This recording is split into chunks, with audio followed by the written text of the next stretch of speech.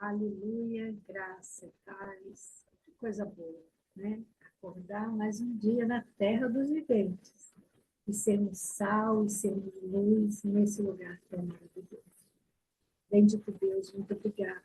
Eis aí a tua noiva, eis aí a tua amada, eis aí a tua igreja, disposta a se colocar nas tuas mãos para ser adornada, enfeitada, para ser limpa, porque é a tua palavra que nos limpa. Esse momento em que vamos comungar, Senhor. Não queremos, Pai, que seja só um momento de comer e beber, mas queremos que seja um momento de confrontação, que possamos ser despertados, Senhor, para aquilo que o Senhor tem de novo para nós no dia de hoje. Muito obrigada por essa sala, por todos quantos fazem ela acontecer. Obrigada pelas tuas servas que durante esses 7 anos não desistiram e por isso nós estamos aqui. Muito obrigada. Fala conosco, Espírito Santo. É o que nós tínhamos agradecidos em nome de Jesus. Amém e amém. Você sabia que há um lugar, essa semana ouvindo um cântico antigo, há um lugar, né, onde a gente não tem medo, onde não há derrota, há um lugar, e esse lugar é no Senhor. E ouvindo esse cântico, enquanto nós estávamos ouvindo esse cântico, eu tive o prazer de receber essa palavra do Senhor. Eu já havia orado por ela, eu já havia pedido ao Senhor para que falasse comigo, Senhor, o que eu devo falar na tua igreja no sábado, qual é a palavra que o Senhor tem de revelação para nós. Enquanto eu ouvia essa canção, esse lugar, eu lembro que o Senhor falou claramente ao meu coração, filha, muitos estão perdendo a direção da casa. Muitos estão perdendo o rumo desse lugar. Muitos, ao invés de irem para este lugar, eles estão mudando a rota, eles estão buscando a rota por si mesmos. E eu me perguntei, para onde nós estamos indo? Qual o lugar que nós queremos chegar? Lugar das respostas? Porque as dúvidas virão.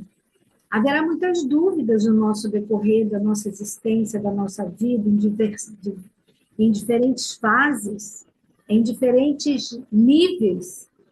Nós queremos um lugar de conforto ou um lugar do confronto. O conforto, ele vai nos acolher, vai nos consolar, mas muitas vezes o consolo sozinho não traz mudança. O confronto, sim. O confronto nos rasga, nos espreme, tira as cascas que já não servem, ele tira o pus, ele tira a doença. O confronto, ele faz nós enxergarmos quem de fato nós somos.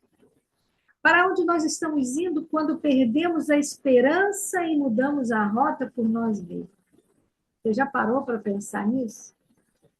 E eu pensei que muitas vezes, nesses momentos, nós tomamos decisões erradas quando nos sentimos frustradas. Eu quero te dar um conselho aqui nessa manhã. O dia que você se sentir frustrada, corre para os pés da cruz. Fica sozinho, dá uma caminhada, se tranca no seu quarto. Pastora, eu não posso me trancar no meu quarto porque meus filhos não deixam. Se tranca no banheiro e vai falar para Deus da sua frustração. Mas não tome nenhuma decisão no momento de muita raiva, no momento de frustração ou no momento de muita euforia, muita alegria. Nenhum desses momentos são momentos sábios para se tomar decisões importantes. Mas não foi assim com 2 jovens. Inclusive, a Bíblia só cita o nome de um, Cleópas. E esses 2 jovens esperavam coisas grandes e miraculosas, porque eles estavam junto com os discípulos. Lá em Lucas, no capítulo 24, a partir dos versículos 11, né, Maria Madalena, Joana e Maria, mãe de Tiago, chegam e falam: olha, Jesus ressuscitou, Jesus não está mais lá. E as suas palavras pareciam que elas estavam loucas, e eles não creram nela. Mas Pedro levanta e corre ao sepulcro, baixando os lençóis, postos os sóis e retirou-se maravilhado consigo mesmo. Ou seja, esses dois jovens tinham testemunhado que Jesus havia ressuscitado. Aí o versículo 13 vai dizer assim: e eis que, no mesmo dia, dois deles, dois, no mesmo dia, iam dois deles para uma aldeia. Dois deles quem? Dois deles que estavam juntos. Que Jesus havia dito: olha, não saiam de Jerusalém até que do alto sejais revestidos. Mas quem quer ficar esperando, Mônica? Quem quer aguardar a promessa? Não, eu já estou esperando há 2 anos, eu estou esperando há 3 anos, já se passaram 5 anos e nada aconteceu, eu vou tomar decisão. E que loucura quando nós nos cansamos de esperar em Deus. Porque o relógio de Deus não falha, querido, não importa o tempo do homem. Não importa quanto tempo nós estamos esperando. Eu esperei muitos anos pela salvação da minha mãe. E ela ocorreu no tempo certo, no tempo de Deus.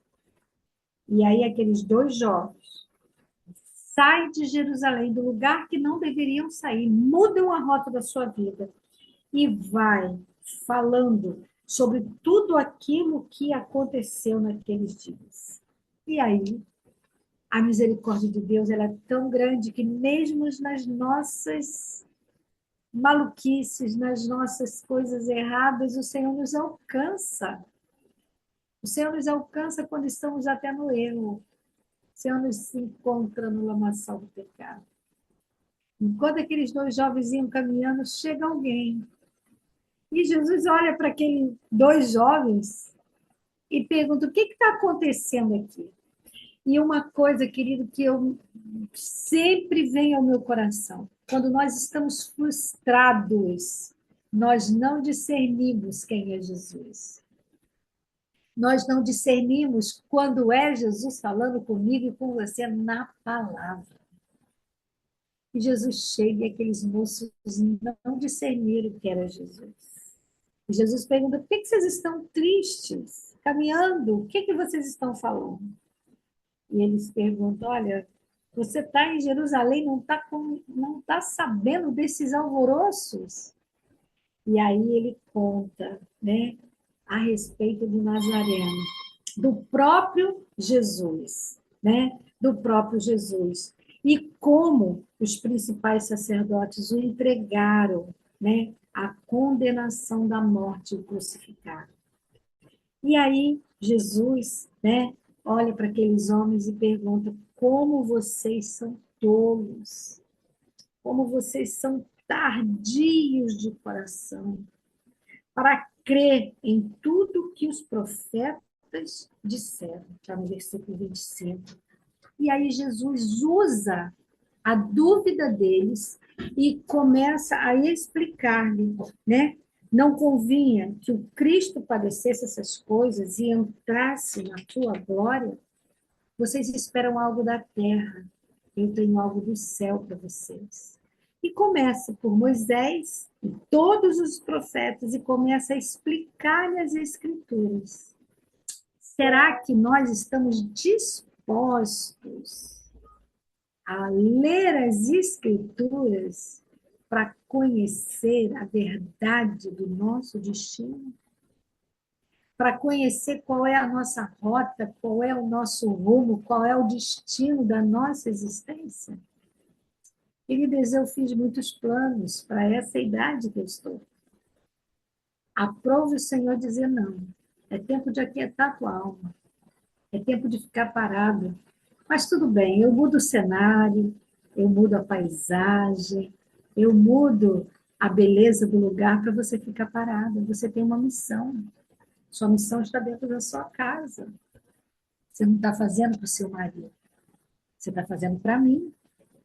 Cuidar dos órfãos e das viúvas, dos enfermos, é uma missão para o Senhor. Eu vou te colocar num lugar aprazível, num lugar para você desfrutar. Mas não foi fácil eu aceitar essa rota e esse destino. Eu tive que mergulhar nas escrituras. Eu preciso dela todos os dias. Eu preciso buscar força nele para entender qual o meu chamado e o meu destino, que é diferente. Não pense vocês que eu não recebi conselho. Não, pastora, faz isso, faz aquilo. Você precisa ir para as mídias. E Deus diz, aquieta a tua alma. E no momento de frustração, a gente fica tão confundido que a gente escuta a voz do outro, mas não escuta a voz de Deus. A gente escuta a voz do próprio coração e não escuta a voz do nosso Abba. Aqueles moços ficaram cegos, saíram do destino, do propósito deles. E quando perdemos esse entendimento, esse discernimento, vamos buscar respostas que achamos que estão naqueles lugares. Mas as respostas estão dentro de nós, as respostas estão na palavra. Fique aí em Jerusalém. Aonde é a sua Jerusalém hoje? Qual é a sua missão? Qual é o lugar que ele quer derramar sobre a sua vida? Há uma unção fresca, preparada para mim e para você, que veio hoje aqui. Eu sei que Deus é tão misericordioso, assim como foi em busca daqueles dois jovens, que vai derramar sobre você também, que vai ouvir depois. Mas, querido, não tem preço. Acordar às 6, às 7, separar esse tempo, vir para cá e ouvir aquilo que o Senhor tem. Esse lugar é uma casa onde há abundância de pão e abundância de vinho. Há um lugar onde haverá abundância de paz, de suprimento, de contentamento, né? O Salmo 131 vai dizer para nós, olha, assim como a criança desmamada descansa nos braços de sua mãe, assim nós descansaremos nos braços do nosso Pai, do nosso Pai. Abrimos mão, Senhor, de toda ansiedade no meio, Senhor. Eu abro mão para que eu possa entender a dimensão do que é partir o pão. Porque quando eu estou ansiosa, querida, guarda isso no seu coração, porque isso foi fundamental para a minha cura. Eu não era uma pessoa somente agitada, eu era uma pessoa ansiosa. A pessoa ansiosa, ela quer puxar as cordas do relógio e fazer o relógio andar mais rápido. Ela quer ter o controle. Ela quer dizer, quem manda aqui sou eu. E quando nós fazemos isso, nós tiramos Jesus do trono e dizemos, Senhor, fica aí quietinho, que quem está mandando aqui sou eu.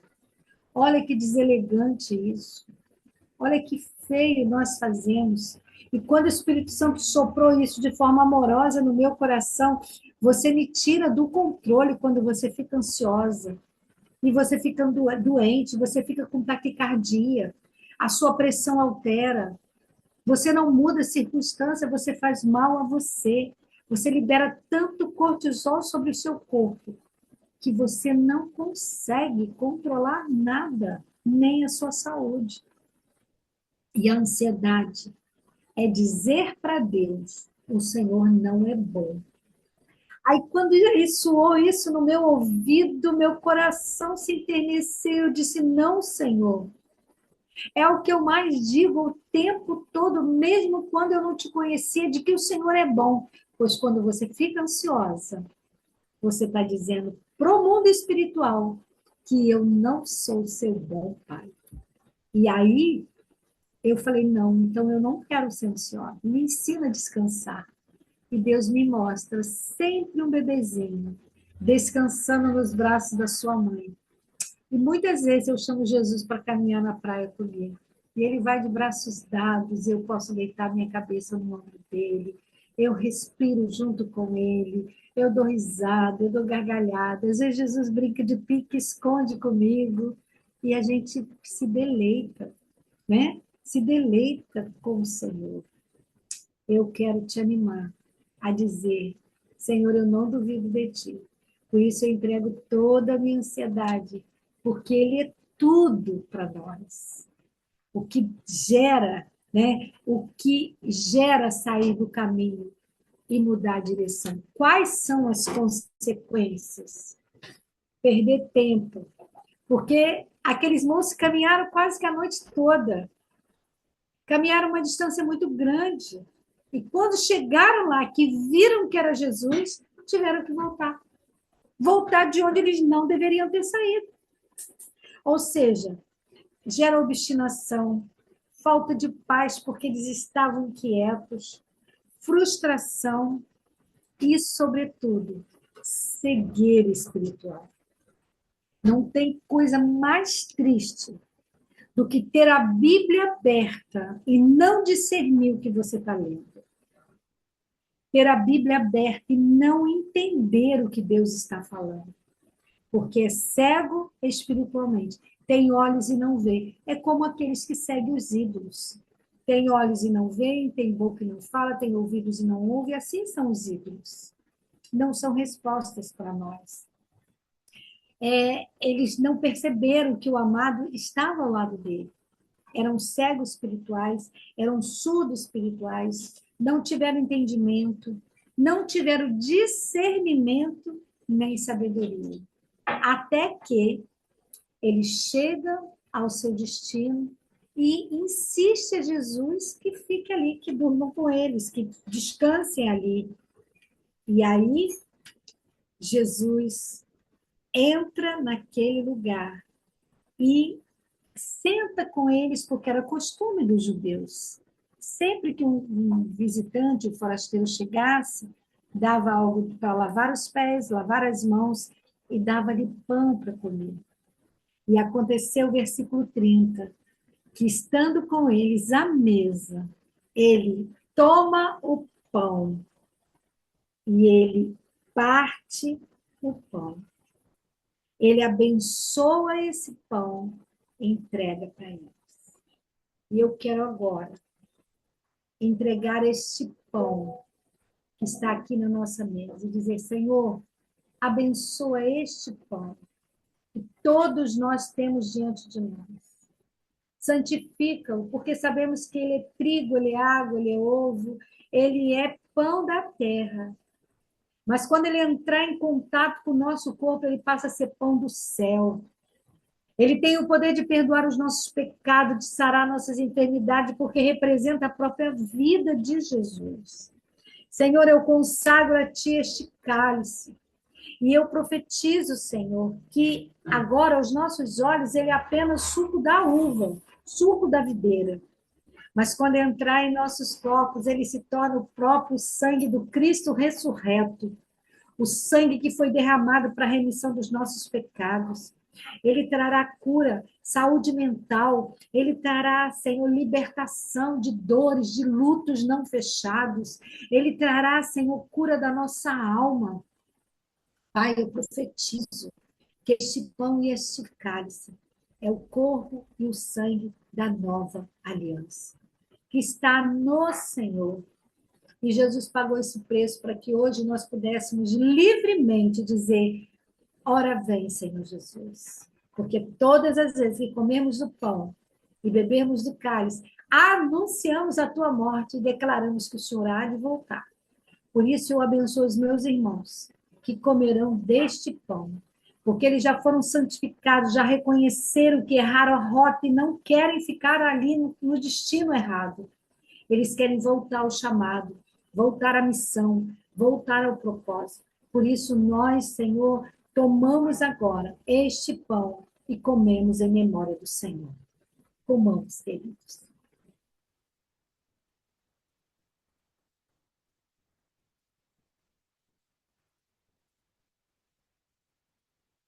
E da mesma forma, bebamos o cálice da nova aliança.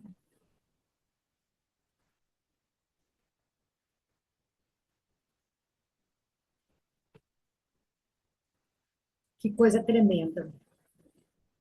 Poder voltar ao início de tudo. Há uma canção que diz: quero voltar ao início de tudo, encontrar-me contigo, Senhor. Quero rever meus conceitos e valores. Eu quero reconstruir. Você está disposto? Você está disposto a pegar os tijolinhos que estão caídos, quebrados, e reconstruir a sua rota, reconstruir os seus valores? Não há valores fora da palavra. O mundo pode mudar, a ideologia pode mudar, a constituição humana pode mudar, mas a constituição divina, ela não muda, ela permanece para sempre. Então, fique no propósito para o qual Deus te colocou e seja curada de toda obstinação no dia de hoje, em nome de Jesus de Nazaré. Gozo, alegria e paz sobre nós. Amém? Muito obrigada pelo privilégio de cear com vocês na manhã desse dia. É uma honra para mim estar aqui com vocês, viu? Beijo grande. Obrigada, pastora Mônica. Aleluia, glória a Deus, louvado seja o nome do Senhor por essa manhã. Como é bom, queridos, acalmar o nosso coração, hein? Tirar essa ansiedade, essas frustrações, para a gente poder discernir o que o Senhor está falando conosco na mesa. Obrigada, minha pastora, obrigada a você que está aqui comigo nessa manhã gloriosa que o Pai separou esse momento para estar conosco, todos juntos em uma conexão do alto. Ficou gravado e você pode assim ouvir novamente ou compartilhar com aquele seu amigo que não esteve aqui, ou talvez não participa da sala, ou nem conhece o Gente que Transborda. Assim você pode ser um canal do fluir do Senhor para a vida deles. Amém? Obrigada, minha pastora. Eu quero estar chamando aqui minha madrinha Ana Maria para orar pela sua vida e orar para irmos fazer aquilo que o Senhor nos chamou para fazer. Aqui é só um treinamento, hein? E agora a gente vai para a prova real. Vem para cá, Ana Maria. Amém, Senhor. Deus, muito obrigada, Deus, pela vida da pastora Rose, por toda a sua família, Senhor. Que haja renovo na casa. Senhor, cada um que participou, que cada um volte, Senhor, como eles, com o coração queimando com a sua doce presença.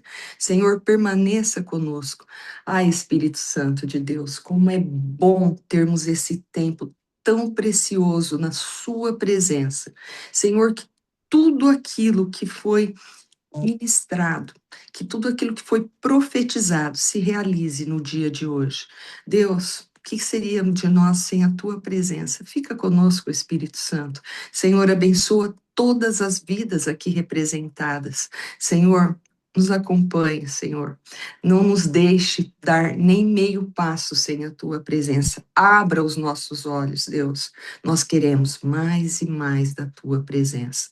Continua derramando bênção sem medida sobre a vida dos pastores, Pai, para que eles transbordem aonde eles forem. Oh Deus, muito obrigada, porque ceiar, Deus, o Senhor deixou esse legado de estarmos mais presentes com o Senhor, do Senhor poder, Deus, que nós morramos e o Senhor viva.